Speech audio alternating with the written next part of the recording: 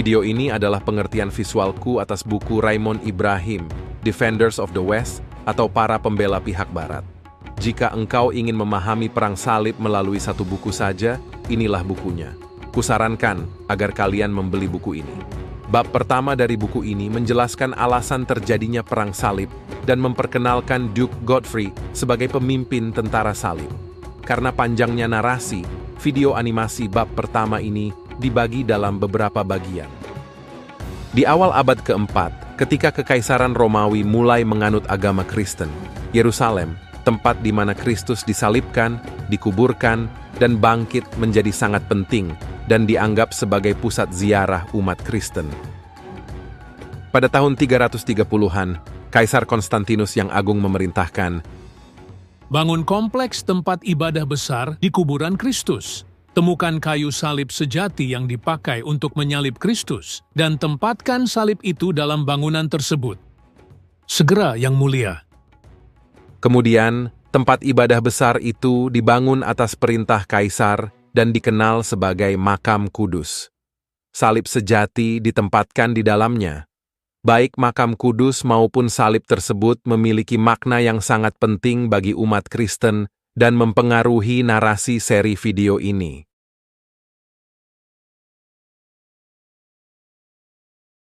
Konstantinus meninggal pada tahun 337 Masehi. Tepat 300 tahun setelah kematian Konstantinus, bangsa Arab yang baru saja bersatu di bawah bendera Islam menaklukkan Yerusalem dari Kekaisaran Romawi Timur pada tahun 637. Setelah itu, umat Kristen di Tanah Suci turun-temurun menderita penganiayaan sampai ke titik pembantaian dan kehancuran yang dialami di tangan penguasa Muslim. Sebagai contoh, di awal abad ke-8, 70 peziarah Kristen di Yerusalem disiksa dan dieksekusi karena menolak untuk berpindah agama ke Islam.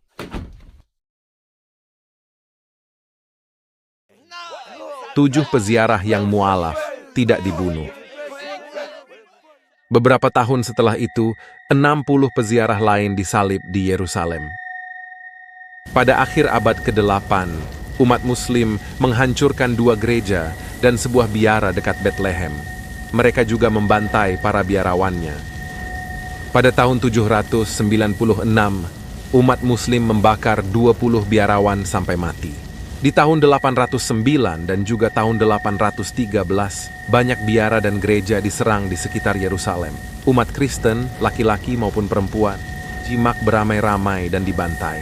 Pada tahun 809 dan lagi pada tahun 813, banyak biara dan gereja diserang di sekitar Yerusalem. Umat Kristen, baik laki-laki maupun perempuan, dijimak beramai-ramai dan dibantai. Tidak semua pemimpin Muslim berkomitmen untuk menghancurkan gereja dan menganiaya umat Kristen. Sebagian bersikap lebih pragmatis dengan membiarkan umat non-Muslim hidup dengan membayar jizyah dan menerima status sosial lebih rendah daripada Muslim. Namun demikian, seperti di wilayah-wilayah yang dikuasai Muslim lainnya, apakah penguasa berikutnya akan bersikap radikal atau moderat bisa terjadi kapan saja karena keduanya bagaikan dua sisi uang logam yang dilemparkan untuk mengundi. Adapun penduduk Muslim, baik dulu maupun sekarang, selalu saja siap bangkit untuk menyerang dan menjarah umat Kristen dengan alasan apapun. Bahkan Makam Kudus, gereja tersuci bagi umat Kristen, tidak luput dari serangan. Pada tahun 936, umat Muslim di Yerusalem melakukan penyerangan dan membakar gereja, yang kemudian mereka jarah dan hancurkan apapun yang mereka bisa raih, catat seorang penulis sejarah Muslim. Demikian pula pada tahun 1009, Khalifah Fatimiyah Hakim bi Amr Allah memerintahkan salah satu pejabatnya, hancurkan gereja Makam Kudus dan suruhlah orang-orang menjarahnya secara menyeluruh sampai semua hancur tak bersisa. Mereka pun melakukan perintah itu.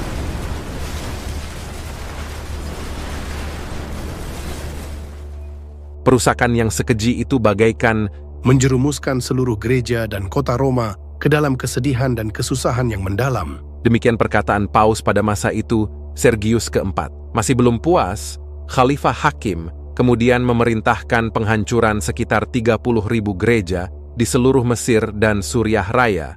Begitu menurut catatan sejarah Muslim. sebuah gereja yang jauh lebih kecil dibangun kembali di atas makam Kristus pada tahun 1048 karena penguasa Muslim berikutnya lebih memilih menerima pendapatan besar dari ziarah umat Kristen ke tempat itu. Meskipun demikian, gereja ini pun tetap terancam.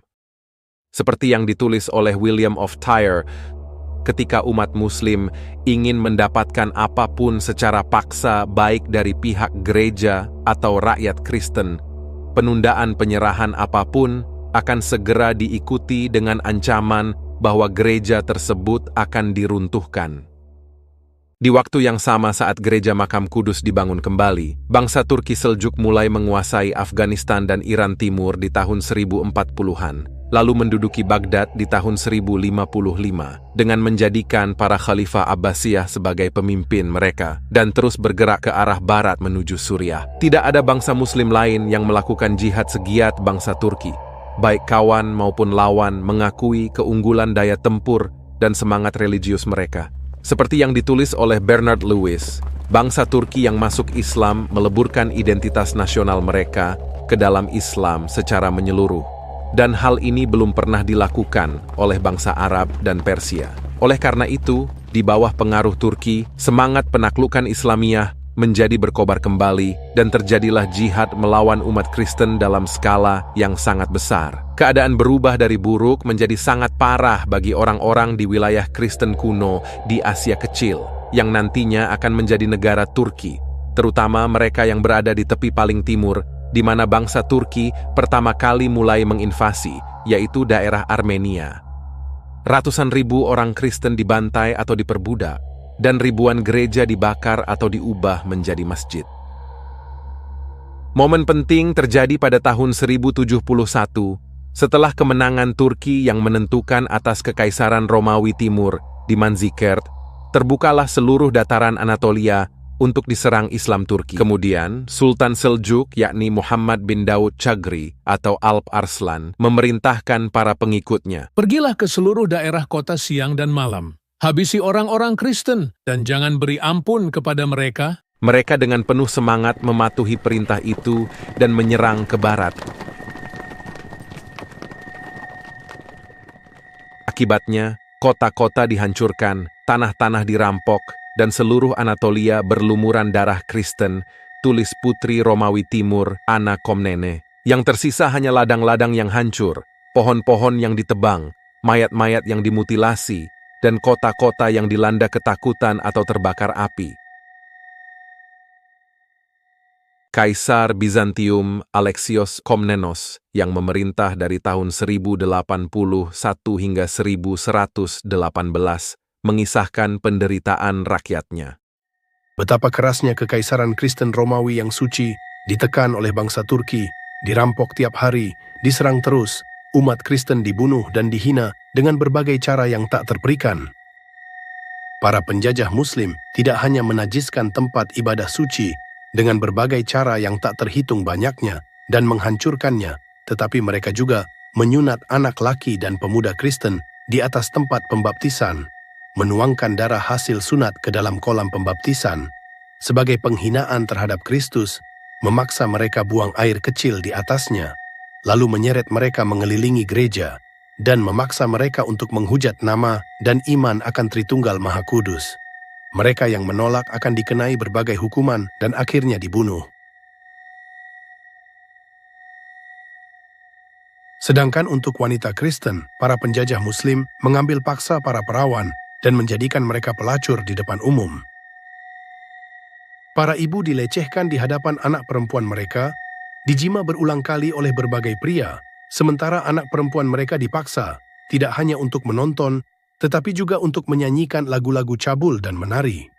Kemudian posisi mereka ditukar, dan penderitaan yang menyakitkan dan memalukan untuk dibicarakan ditimpakan kepada anak-anak perempuan, sementara perbuatan nista itu dihiasi oleh nyanyian cabul dari para ibu yang malang. Selain mencabuli para wanita, para penjajah Muslim itu ternyata lebih buruk dari binatang, karena mereka juga bernafsu melakukan sodomi yang sangat kejam terhadap para pria dari kalangan menengah atau rendah.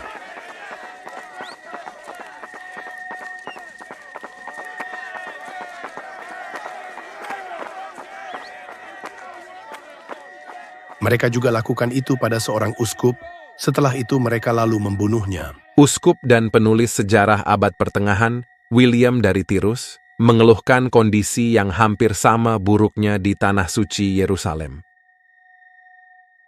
Umat Kristen Yerusalem menderita lebih parah di bawah kekuasaan Turki, sehingga kesengsaraan mereka di masa lalu, di bawah pemerintahan Fatimiyah Mesir dan Abbasiyah Persia, terasa lebih ringan. Kematian mengancam mereka setiap hari dan, yang lebih buruk daripada kematian, rasa takut akan perbudakan, yang kejam dan tak terperikan, selalu menghantui mereka.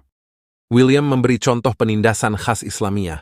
Bahkan ketika umat Kristen merayakan ritual suci mereka, Muslim Turki dengan sangarnya memaksa masuk ke dalam gereja, yang telah dengan susah payah dipulihkan dan dilestarikan setelah sebelumnya dihancurkan Muslim Mesir dan Persia.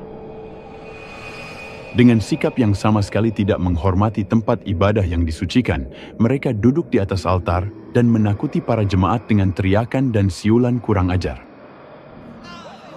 Mereka menjungkir balikan piala-piala, menginjak-injak peralatan yang dikhususkan untuk ibadah ilahi, menghancurkan patung-patung marmer, dan menghujani para pendeta dengan pukulan dan hinduknya, dengan menjambak rambut dan janggutnya, dan melemparkannya ke tanah.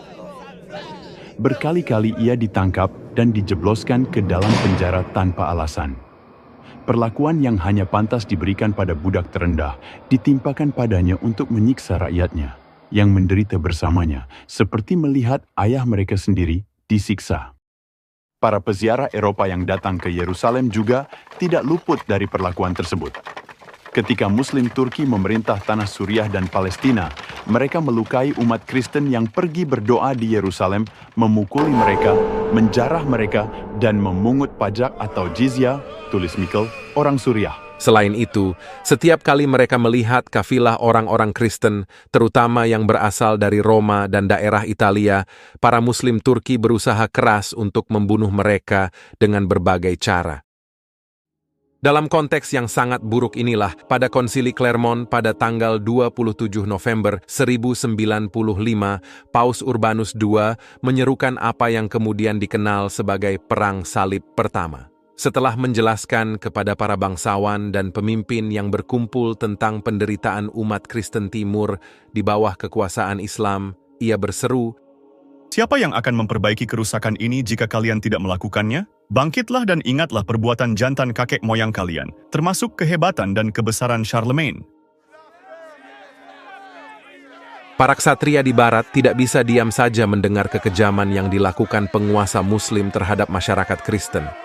Oleh karena itu, ketika Paus Urban mengajak mereka untuk melakukan ziarah bersenjata ke Yerusalem, dengan tujuan ganda, yaitu membela sesama orang Kristen dan membebaskan makam kudus. Dengan satu suara, semua orang yang hadir berseru, "Tuhan menghendakinya." Setelah itu, seperti yang ditulis oleh ahli sejarah Armenia, Matius dari Edessa, yang hidup tahun 1075 sampai 1144. Semua orang dari Italia dan Spanyol sampai ke batas Afrika, dan bahkan bangsa Franka yang jauh, mulai bergerak dan membentuk kerumunan yang hebat dan besar. Mereka sangat mirip seperti pasir di lautan yang tak terhitung jumlahnya. Para bangsawan dari bangsa Franka bangkit dan keluar. Masing-masing dari mereka datang dengan pasukannya untuk membantu orang-orang Kristen, untuk membebaskan kota suci Yerusalem dari orang-orang kafir, dan membebaskan makam kudus dari tangan penguasa Muslim. Mereka adalah orang-orang termasyhur yang memiliki darah bangsawan, diberkahi dengan kesalehan dan keimanan, dan dibesarkan dalam praktik perbuatan baik. Berikut ini adalah nama-nama para Fransiskan tersebut. Yang pertama disebut dalam daftar Matius adalah Godfrey, seorang yang gagah perkasa dari keturunan Kaisar Romawi. Nantikan episode berikutnya.